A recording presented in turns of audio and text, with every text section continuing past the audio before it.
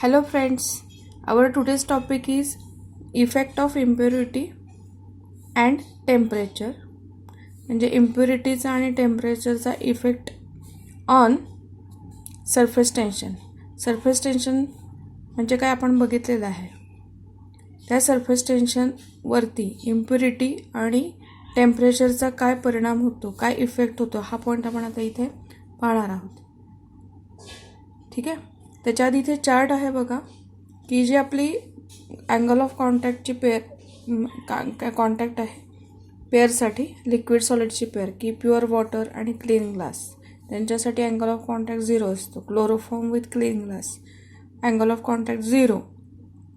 Organic liquids with clean glass angle of contact is 0. इथर with clean glass 16 डिग्रीचा angle of contact असतो, acute angle आहे. Kerosene with clean glass 26 degree, again acute angle. Water with paraffin 107 obtuse angle. Mercury with clean glass 140 obtuse angle. हे angle of contact कसे आहेत त्यानुसार आपल्या ड्रॉपचा shape ठरतो, हे आपण लास्ट व्हिडिओमध्ये पाहिलेलंच आहे. आता आपण काय बघणार आहोत, तर इम्प्युरिटी आणि टेम्परेचरचा सरफेस टेन्शनवर काय इफेक्ट होतो. तर पहिला पॉईंट आहे की इफेक्ट ऑफ इम्प्युरिटीज, की आपल्या लिक्विडमध्ये जर काही इम्प्युरिटीज असतील तर सरफेस टेन्शन काय होतं. तर first point, when soluble substance such as common salt किंवा सोडियम क्लोराईड असे सबस्टन्सेस आहेत की dissolved in water, surface tension of the water increases. म्हणजे एखाद्या लिक्विडमध्ये जर का सोल्युबल सबस्टन्स ॲड केला, म्हणजे सोल्युबल इम्प्युरिटीज असतील, then surface tension of that liquid increases. इथं पर्टिक्युलरली वॉटर आणि सोडियम क्लोराईड हे एक्झाम्पल घेतलेलं आहे. आणि आपलं NaCl कसं आहे, सोल्युबल आहे, त्यामुळे सरफेस टेन्शन काय झालेलं आहे, इन्क्रीज झालेलं आहे. सेकंड पॉईंट कशाशी रिलेटेड आहे, स्पॅरिंगली सोल्युबल सबस्टन्स. स्पॅरिंगली म्हणजे थोडक्यात आपण पार्टली म्हणू शकतो, म्हणजे कम्प्लिटली डिझॉल्व नाही, की कम्प्लिटली सॉल्व्ह नाही होणार, थोडंसंच थोड्या प्रमाणातच soluble substance such as phenol or detergent हे आपण मिक्स करतो विथ वॉटर. अशा सिच्युएशनमध्ये surface tension of water decreases. बघा फरक, इथे सोल्युबल होतो त्यावेळेला सरफेस टेन्शन इन्क्रीज झालं आहे. स्पॅरिंगली सोल्युबल सबस्टन्स असेल then surface tension decreases. Example दिलेलं आहे, detergent powder is mixed with the water to wash cloth. आपण कपडे धुण्यासाठी डिटर्जंट पावडर यूज करतो. त्याच्यामुळं काय होतं आहे, due to this surface tension of the water decrease होते. सरफेस टेन्शन डिक्रीज झाल्यामुळं काय होतं आहे, water makes a good contact with the fabric. फॅब्रिकचे जे आपले कपड्यांचे जे फॅब्रिक आहेत ना, धागे म्हणतो आपण मराठीमध्ये त्याला, तिथपर्यंत आपला पाण्याचा कॉन्टॅक्ट चांगला होतो. And it is able to remove the tough stains. Tough म्हणजे जे डाग पडलेले आहेत ते रिमूव्ह करण्यासाठी आपल्याला हेल्प होते. आता हे सगळं कशामुळं होतं, because of this sparingly soluble सबस्टन्सेसमुळं सरफेस टेन्शन आहे ते डिक्रीज झालं. सरफेस टेन्शन डिक्रीज झाल्यामुळं काय होतं आहे, good angle of contact, good contact with the fabric, and it is able to remove the tough stains. Third point आहे तो इनसोल्युबल इम्प्युरिटी. इम्प्युरिटी कशी असे इनसोल्युबल आहे. when the impurity is insoluble or it is added into water, surface tension decreases. So when impurity gets added to any liquid, cohesive काय होते बघा, cohesive force of that liquid decreases, which affects the angle of contact and hence shape of the meniscus also changes. आता mercury जर असेल, mercury म्हणजे पारा जर कोणी पाहिलं असेल, it gathers the dust when its surface tension is reduced and it does not form spherical droplets unless the dust is completely removed.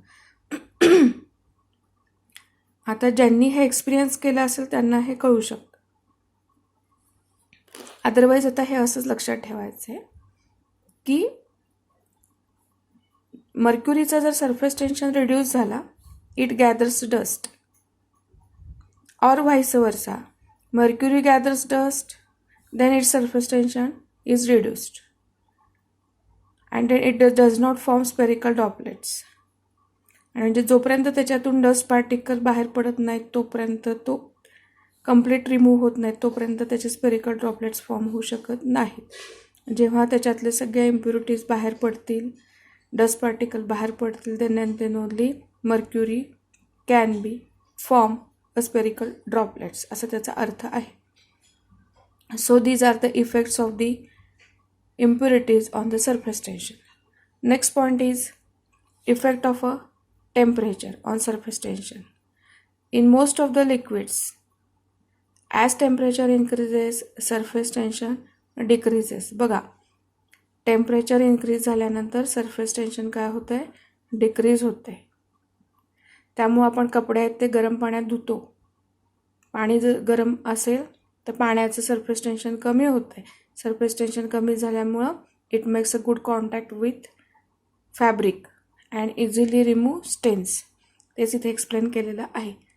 For example, it is suggested that new cotton fabric, नवीन जे आपले कॉटनचे कपडे असतात त्यांच्यासाठी सुद्धा आपण गरम पाण्यात भिजवत नाही.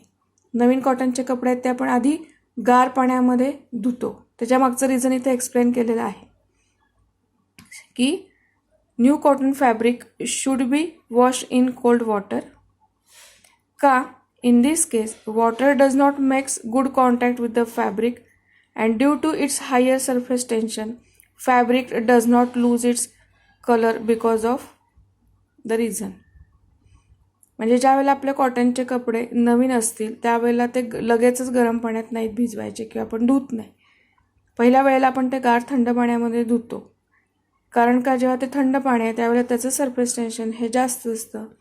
त्यामुळं it does not make good contact with the fabric आणि जो कलर आहे तो तसाच व्यवस्थित राहतो. कपड्यांचा रंग फेंट होत नाही.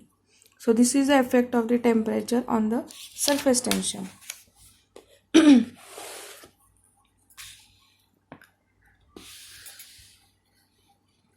Hot water is use to remove tough stains. बघा, hot water is use to remove tough stains on fabric because of its lower surface tension. In the case of, हा इथं पॉईंट चेंज झालेला आहे, molten copper किंवा molten cadmium जर असेल तर मात्र सरफेस टेन्शन काय होतं आहे, increase with increase in temperature. म्हणजे टेम्परेचर इन्क्रीज झाल्यानंतर मात्र मोल्टन कॉपर आणि मोल्टन कॅडमियम ह्यांचं सरफेस टेन्शन पण इन्क्रीज होते. ही एक्सेप्शनल केस आहे.